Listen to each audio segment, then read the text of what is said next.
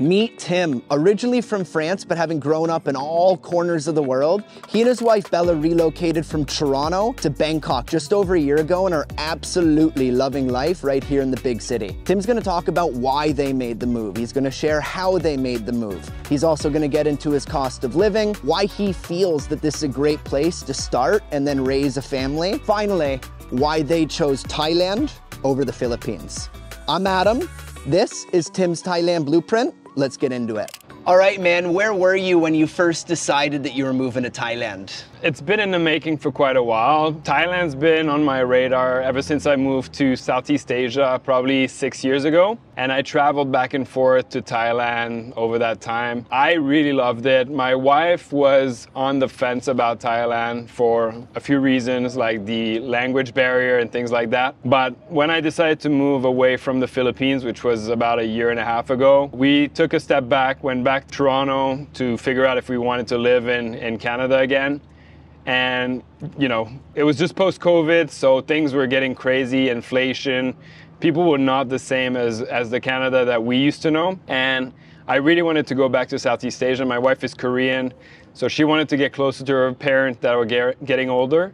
So we were trying to figure out which country would suit our needs best. And a lot of my friends from Manila were in Bangkok already. People we had met in Bali, people all around Southeast Asia had converged to Bangkok. So I pitched the idea to my wife. And in the end, probably around May or June of last year, so 2023, we sort of took the plunge and decided, let's try it out. Let's go for a couple months as tourists, see if we'd like to be there. And you know, when we moved in August, things just lined up perfectly. It was beautiful. The environment, people that we met, that we knew, it just felt like home already. So we decided to commit and stay, and it's been already 7 or 8 months since then.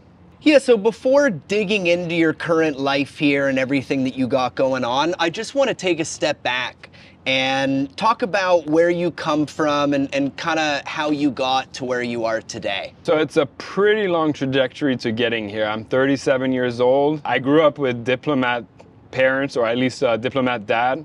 So after being born in France, at my age 6, we moved to Finland, which was not in European Union at that time, so it was fairly unknown, so it was a bit of an adventure. I only spoke French back then, but given there were no French schools where we moved, which was like a tiny town north of Finland, I was thrown into this international school, so I had to pick up Finnish and English on the spot. We spent about 4 years in Finland, then my dad was moved to the UK, we moved to London, and again I went to a British school, so nothing to do with France. And we kept moving around, so we went to Denmark. Then I ended up in Kenya for my high school, and life was just amazing in Kenya. You can imagine the expat life in like an African country, so safaris on weekends, beach life. Everything was just swell. But obviously my parents wanted me to get exposed to France. I think they liked the idea of me going to university in France. So after I graduated from high school, which funny enough, they didn't have a graduation center in Kenya, so I had to go to Madagascar on my own to graduate there. I moved back to France, did a prep school, wanted to get into diplomacy or politics. And after a year and a half of doing prep school in France, I decided that was not for me. I just couldn't see myself staying in France. I had been detached from France for too long. And I was always attracted to North America, but no real prospects of going for any reason other than visiting. And then I discovered this French or bilingual business school in Montreal, and I just took the plunge and decided to move to Canada. That was in 2007. Took me 4 years to graduate. I worked part-time in finance. That was kind of, I migrated from politics to deciding to work in investment banking and potentially a hedge fund. And you know, one thing led to another. 4 years later, I graduated. I decided investment banking was not at all what I wanted to do. I just couldn't see myself in corporate life. I didn't like the idea of being bossed around and having no opinions of my own and all that. So a bit of a contrarian in that stint. So I decided to build my first business right after graduating. The business took off. I moved to Toronto. That's kind of how we connected as well. And lived in Toronto for 8 years. I sold the first business, built another one in Canada. And the second business took me on like a bit of a wild ride. I needed a specific set of talent that I couldn't find in Toronto, or at least not at the right price. So I started investigating Southeast Asia as a place to hire the talent that I needed. Eventually I landed in the Philippines and loved the concept of Philippines. I thought Filipino were amazing people. They were extremely hard workers, like great work ethic. They spoke perfect English. Long story short, I went back and forth to the Philippines for about 5 years before we sold that business. And when I was in the Philippines, I realized there was a ton of opportunity as a startup founder to build stuff for a local population as well. So right after selling the second business, I established myself in Manila. With a couple co-founders, we built a fintech over there, providing consumer loans to the local population. That went really, really well. So I lived in Manila for 4.5 years. It wasn't my favorite experience to live in Manila compared to other places in Southeast Asia, but I still enjoyed the act of being away from the Western civilization. And just last year, we sold that business. And that's why I'm kind of here in Bangkok, transitioning from that and figuring out my next moves. Curious why you didn't particularly love your lifestyle in Manila. Well, one thing that shocked me is, sure, labor was cheap, but everything else was extremely expensive. If you wanted to have sort of a standard living like you would in North America, perhaps, like condos were extremely expensive. I was spending almost the same amount as I was spending in Toronto for my condo, which was extremely shocking to me. In my opinion, the diversity of food was just not there to my standing. And like Manila's probably got the worst traffic in the world, I would say. It's not, I don't know if it's ranked that way, but it's just such a pain to get around Manila. So if you want to plan an evening out with some friends, even if they live in the next neighborhood, you got to plan like an hour and a half to get anywhere. Same for meetings. If you want to go to meetings, just painful. And I don't know, just a lot of things just didn't work out for me. Bangkok obviously has traffic. It's a massive city, tons of things going around. But what I discovered is that you don't have to rely on Grab to get around. You can get your own mode of transportation in Bangkok, which I love. So I got myself a motorcycle, or like a scooter. And since I did that, which was basically the second month I moved here, it's been life-changing. There's obviously traffic, but with your scooter, you can weave around traffic. I feel like Bangkok is a lot more lax than the Philippines in terms of what you can and can't do on your scooter. So I call it like chaotic flow, basically. It's absolute chaos from someone who doesn't know it, but it just flows naturally. Everyone's so polite. If you go around Bangkok, you'll never hear a honk, like never. In Manila, it's nonstop. And I know other places are like that. Even Toronto, dude, everyone's honking nonstop. In Bangkok, which is one of the most chaotic places to ride around or to drive around, you will never hear any noise. Like people are polite, they're like kind of bowing to each other, like, yeah, you go here, you go there. It just flows naturally. My take is similar, and yeah, having a bike and my own wheels in Bangkok has made all the difference. Definitely. I remember you and I had been chatting just on WhatsApp before you moved to Thailand. You were kind of gearing up to get back over to Southeast Asia, back over to Thailand. At the time, you were all about Samui. Can you talk about that? Sure. I was going through this exit, so I was selling my business. I felt like maybe I'll take a break. And the other factor is that when I was in the Philippines, this was like the best part, in my opinion, my best experience in the Philippines. During the lockdown, during COVID, everything was shut down. And then somehow they reopened local tourism. So they opened a couple flights to different islands in the Philippines. I took the first flight out of Manila because Manila was a shit show during COVID. I took the first flight out to Boracay, a little island, which I had been to multiple times and it was okay, but flooded with tourists. I go there, it's absolutely pristine, empty, no tourists, beautiful beaches. And again, they decide to close down air traffic for some reason. I mean, it was up and down during COVID, right?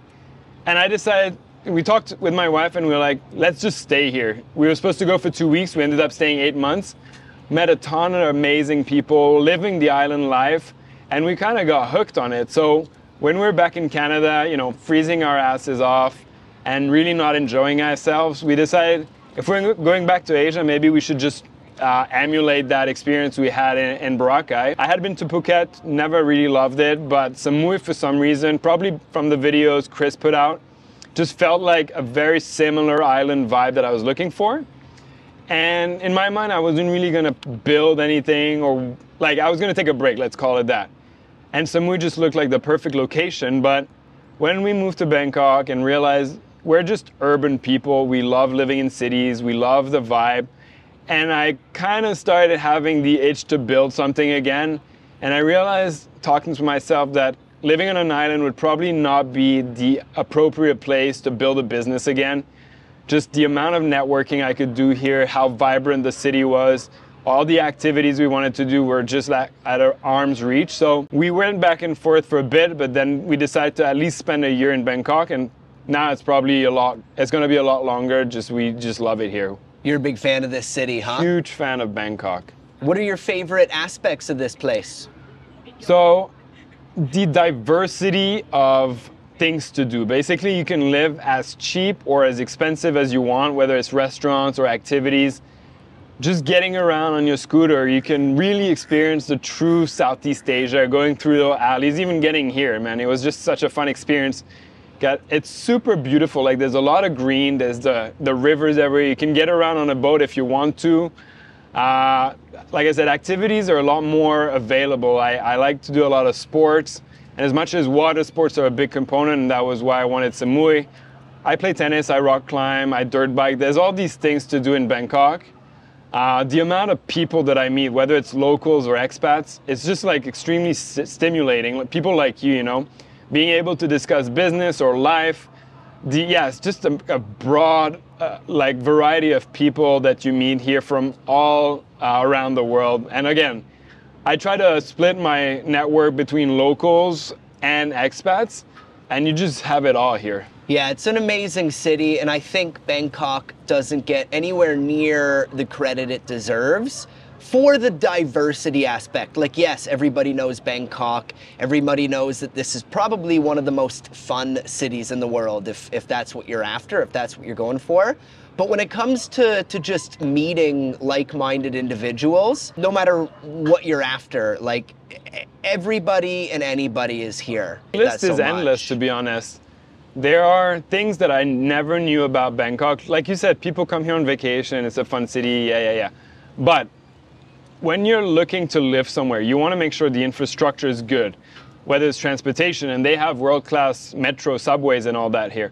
Hospitals, unbelievable care. Like, we go to a hospital in our neighborhood, it's a 5-star hotel. I swear to God, like, there is coffee shops, and I don't know, there's an investment bank in the hospital, and the treatment we get from doctors, the attention.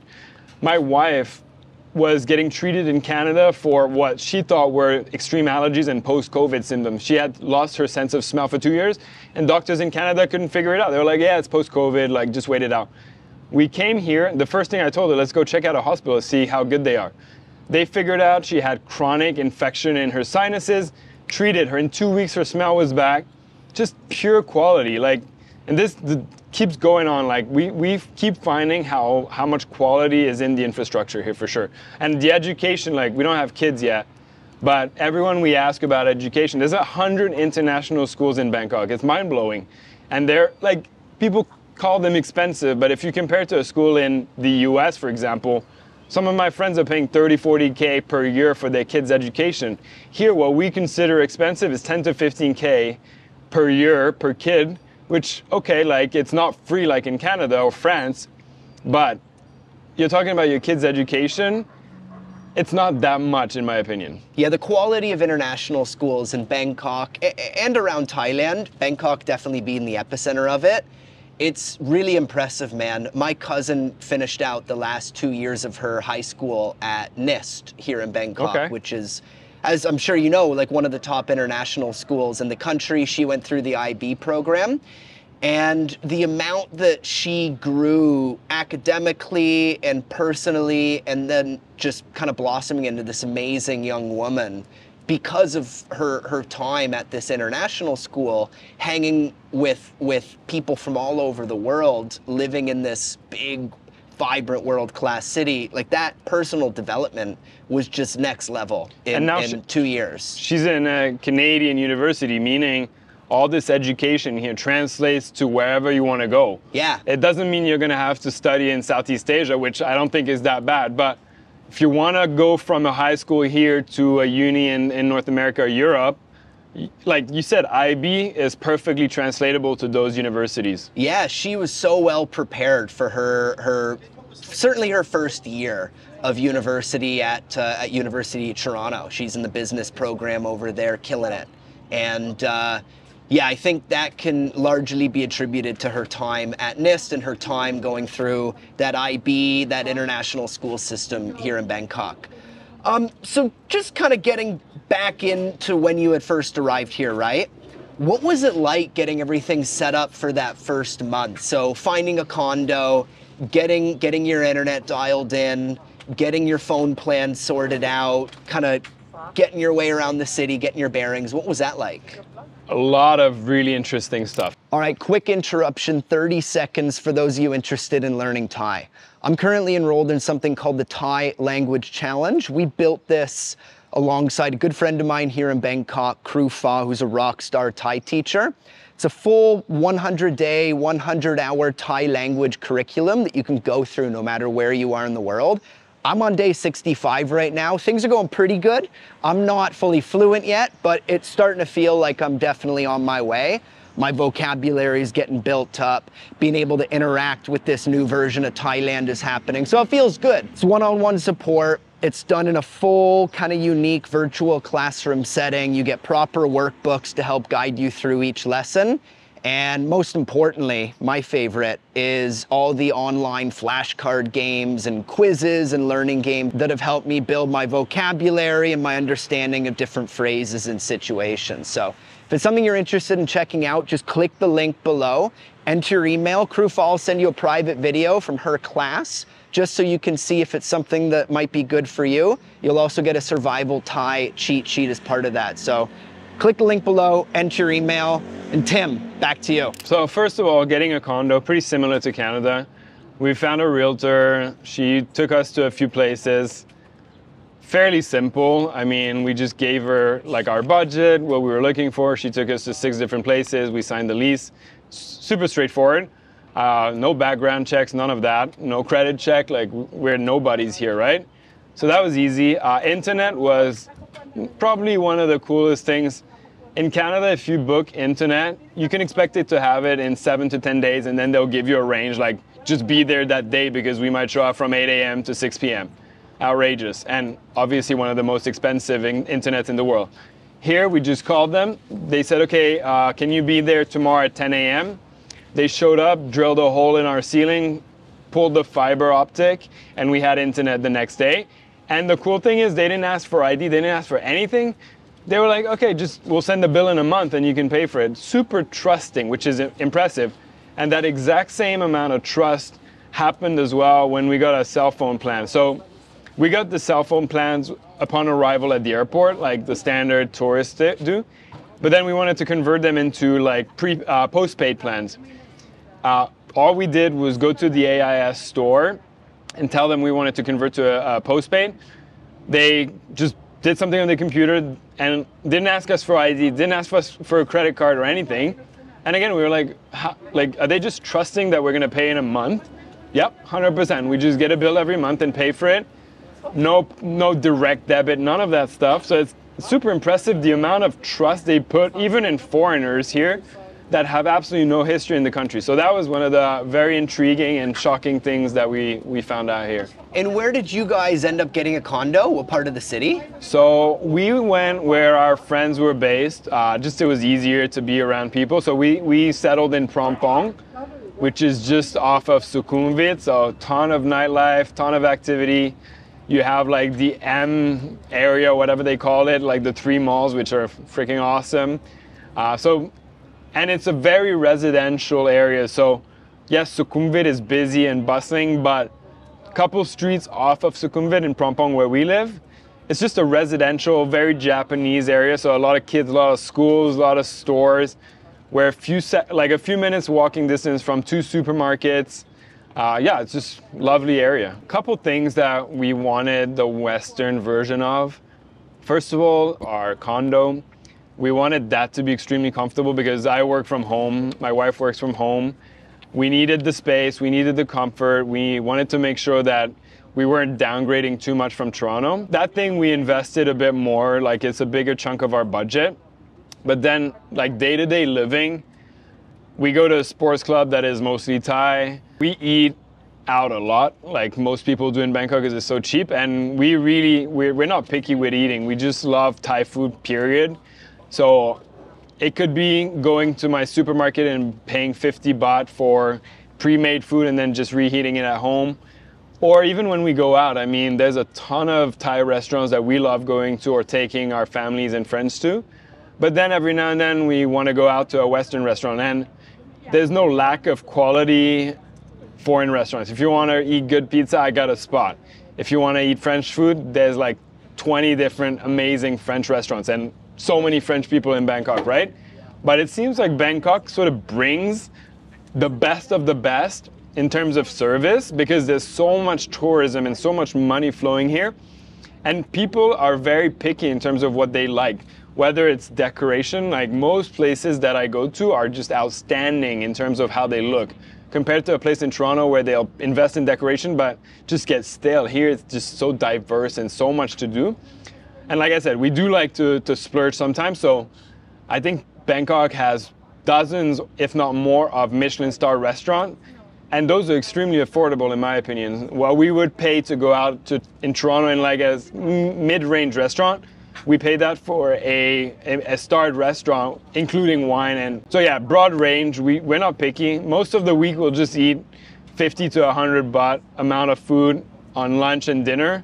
And then on the weekends we'll go out, and whether it's like a nicer Thai restaurant or foreign restaurant, or like you mentioned rooftop bars, like it would be, in my opinion, dumb not to enjoy what Bangkok has to offer, and rooftop bars are a part of the experience. There's a ton of them. I mean, you know, we've been to a few like Pastel, just outstanding places, vibrant, decoration, music, live music here is just crazy. Like they're so good with music, deep house with live instruments. It's just my style. This kind of parlays nicely into your monthly cost of living. So you were nice enough to go ahead and before this conversation, kind of give me a bit of a breakdown as to what you're spending on different cost categories. So for food, it looks like you're spending anywhere between 15 and 20,000 baht per month. Yeah, for a couple though. For a couple? Yeah. Okay. And then your rent. So you got a 3-bed, 2-bath, really, really nice unit, Prompong, heart of the city. You're paying 57,000 baht a month for your accommodation? Yep. Negotiated to 57, but yeah. What did they want initially? So it's listed at 80, but you know, negotiating is what I like to do. So yeah, we got it down a bit. Again, it's not cheap, and there's gonna be people out there that think that that's so crazy. But it comes back to the point of Bangkok can be whatever you want it to be. If you want like a clean, safe, simple little studio kind of in the suburbs, it's like, yeah, you can find that for 3, 4, 5,000 baht a month. Easy. But if you want, like what you have, man, a 3-bed, 2-bath, really awesome condo in the heart of the city, the way I see it, that exists too. Yeah, the way I see it is that we wanted to recreate what we had in Toronto just for the sake of making the transition as smooth as possible. And so we went with the exact specs of what we had in Toronto, like 1,400 square feet, 3-bed, 2-bath, etc., etc. But on top of that, like gym, pool, really beautiful area, so that's an upgrade. And we're paying less than a third of what we were paying in Toronto. So everything is a matter of perspective, right? Getting back into it, electricity, 4,000 a month you had mentioned, so that is running your aircon. That's the biggest part of the electrical expense, I guess. And again, people complain about how expensive it is, which you're running AC 24/7. I mean, it's hot, it's really hot. Yeah. I was paying probably the same in Toronto. So to me, it's not it's expensive when you compare to the salaries in Thailand, but comparing apples to apples for myself, it was reasonable, let's say. Yeah, and one little tip for anybody that is looking to find a place to live in Bangkok, sometimes landlords will list a much cheaper price on the house, the townhouse, the condo itself, and you think, oh my God, wow, this is like remarkably cheap. But make sure you get the government electrical rate. which is, I believe, anywhere between 3 and 4 baht per unit. But oftentimes landlords that quote remarkably cheap rental prices will double or sometimes even triple the electrical rate. I did not know that. Yeah, it's not a government rate. So, you know, they might charge 10 to 14 baht per unit, and that so gets that's really, where they're really pocketing expensive. The margins. Exactly. So just a little tip for you guys Good there. one. Entertainment, that's date nights, that's you know, fun when buddies are rolling through town. That's grabbing a beer, kind of like what we're doing right now. You're about 25,000 a month on entertainment. Yeah, and I'm averaging it because when I travel, there's a lot more of that. Yeah. But when I'm in the city, it's probably a lot less. Visa stuff, which we'll get into in a moment here. But if you were to monthify or prorate the visa stuff, it would be 7,000 to 9,000 baht a month to manage your visa. Yeah, and we'll get into that and chat about Tim's setup momentarily. But overall, your monthly expenditures are anywhere between 115,000 baht per month, which is about 3,400 US dollars, and then 140,000 baht per month, which is about 4,100 US dollars. So that's kind of the range, you'd say? Sounds about right. So you had kind of touched on this before, but I know that you'd spent pretty substantial time out in the Philippines and in Manila, both living there, but more importantly, building the business there that you've now exited from, you've now sold. Can you talk about some of the pros and cons of both places? Where does Thailand shine where the Philippines doesn't? And then vice versa. Yep. Where does the Philippines shine where Thailand doesn't? First of all, the Philippines probably has some of the most beautiful beaches and nature there is in Southeast Asia, and they're famous for it. And that's something that, you know, you won't experience if you spend all your time in Manila like I did. So I have a little skewed experience of the Philippines because 99% of my time, except like that Boracay stint, was spent in Manila. So Manila, if you compare Manila to Bangkok, it's black and white. And they're in the same vicinity, right? I mean, it's a 4-hour flight, but it's still in Southeast Asia. So you'd expect them to be somewhat similar. But yeah, there's just a ton of differences. First of all, you know, Manila doesn't have the best reputation in terms of safety. And one of your previous guests talked about how safe Bangkok is, and I couldn't agree more. I mean, Bangkok is one of the safest places I've ever lived. It just feels like you could walk around in every dark alley at any time of the day and never feel at risk. I mean, Thai people are so respectful and so polite and so nice. And it's called the land of thousand smiles, I believe, right? I literally live it every day, and it's made me smile more as well. So the fact that people are so friendly, so welcoming, so polite is just, it makes you comfortable. It's not just the safety, it just makes you comfortable. The cost of living is, again, very different from Manila to Bangkok for the amount of value you're getting. In my opinion, the food scene is a lot more diverse, and that's probably due to the length and amount of tourism that that Thailand has experienced. So Manila doesn't get quite as much tourism, so it hasn't attracted as much diversity of food. So that's another thing. The people are friendly just as much in one country to the other. So those are similarities. But yeah, I mean, I also feel, you know, the infrastructure for hospitals in Manila was quite great, and I really enjoyed it. But when I came here, it feels like one notch above. Again, probably because the amount of people that come here, they just have to cater to that. So overall, like, similar in many ways, but I just, from my personal taste, I prefer Bangkok at this stage. Can you just chat about kind of what you're doing now for work and how you look at work with some real successes under your belt? I just can't see myself working a full-time job for someone, again, like back to my roots.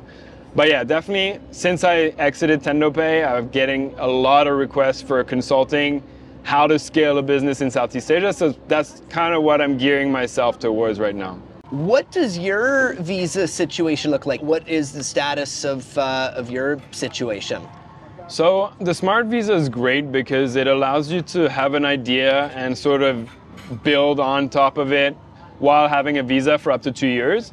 So I applied to that, and I was kind of thinking about this idea that would work well for Thailand. But one thing led to another, and I mentioned that I was getting all these opportunities for consulting Southeast Asian companies. So what's going to end up happening is I'm probably going to migrate from the Smart Visa to incorporating myself, just a typical Thai corporation. I'll have to find a Thai partner to do it. But I think there's a lot of great talent here to partner up with and to consult with. So that's probably what I'm going to be doing in the next few months. And then transitioning out of the business stuff, out of the career stuff, and kind of back into lifestyle. What do you think your next 5 or 10 years looks like, man, with you and your wife? Are kids in the cards?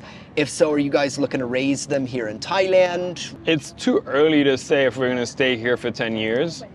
It looks like that's the path we're going, but anything could happen. We're still in the honeymoon phase with Bangkok. So we'll have to figure out a few things. Kids are definitely in the picture. So the idea would be to raise them here. I think the ecosystem of raising kids in Bangkok is just mind-blowing. The fact that you can have a full-time nanny for a very good price, in my opinion, for two parents that are working is extremely important.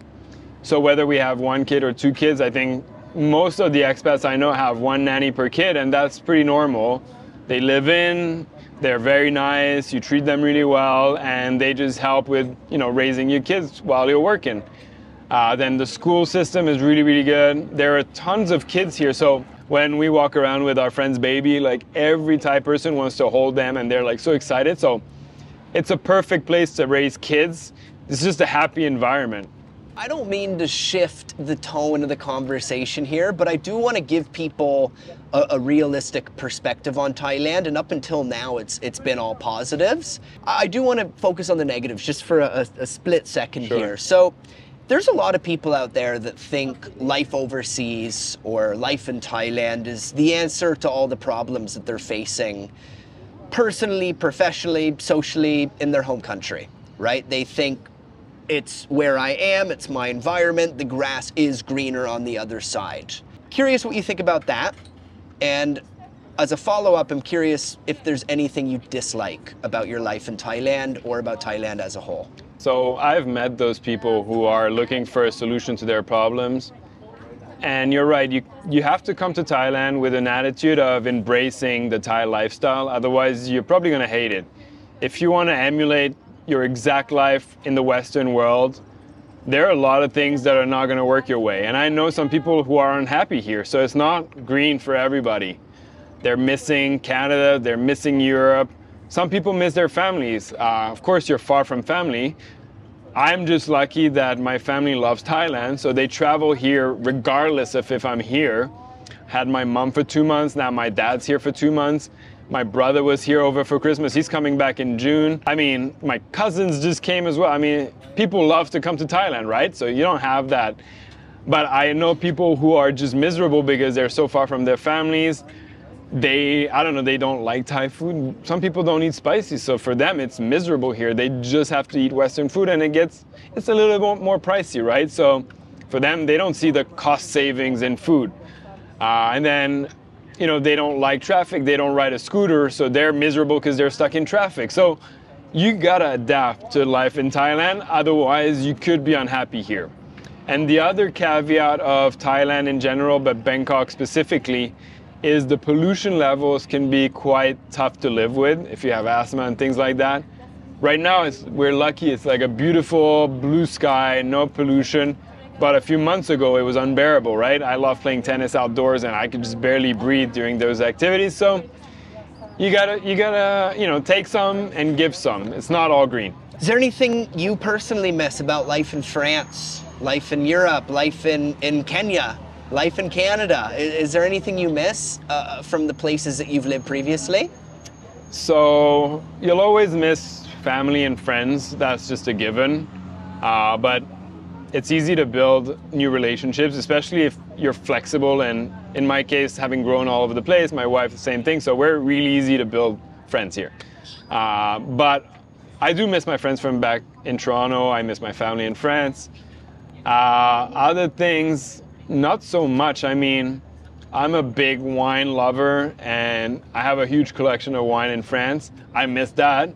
Having access to cheap quality wine. Here it's a bit pricey and I'm trying to stay off of alcohol as much as possible, but I miss a few things about France. I miss the countryside. It looks different, but then I love the countryside here as well. Canada, you know, cottage country, stuff like that in spring and summer is pretty dope. So I miss that, but I'm trying to recreate that here. And like, there are a ton of lakes. So I'm starting to scope out if there are places I could invest in real estate and build my own cottage, like adapted to Thailand, right? I don't know, nothing in particular that I miss enough that I regret moving here. Sure. And I can always travel back if I'm really eager to have that experience. All right, man, final question of the day, because the sun's about to set here. Yep. You got any parting words of wisdom for those who find themselves in a similar position to where you and your wife were, and those who might be considering a life overseas or a life in Thailand? I would say ease into it. Don't rush it. You don't have to commit to moving here. If you're in a situation where you can afford to travel for a few months, just take 2 months, visit Thailand. That's how much you get as a tourist. Come and see if you like it. Similar to other places in Southeast Asia, just spend some time there. Really immerse yourself in local culture. So I would suggest meet locals, make friends with locals, let them take you out to local places. Because the reason I mention that is if you don't like the local culture and if it doesn't fit your needs, you might be miserable living here. For me, it's really important to live the local culture. That's what my parents have taught me. Everywhere we lived like the locals, even in Africa. I mean, yeah, we had the expat life and things were a little bit better than some of the locals, but we tried to eat local food like nyama choma, like lamb on a roast, things like that. So yeah, just immerse yourself in the life, try it out, don't commit, and if you like it, go back home, make plans, get in that mindset of moving and see if it works for you. I mean, everyone's case is different. Dude, I appreciate you. I appreciate our friendship. Thank you for doing Same this here. and sharing your Thailand blueprint, man. Absolutely. I think they'll find it really, really helpful. It was a pleasure being on your, do you call it a podcast or what do you call it? I don't really know what it is, man. It's just on your channel. It's a conversation with people that I respect deeply here in Thailand, no matter what they're doing. So yeah, thanks for jumping on and sharing your thoughts, man. I really appreciate it. I know how difficult it is to create this type of content. I myself am trying myself at it, so I really appreciate what you're doing here, and I wish you all the success. What's your channel?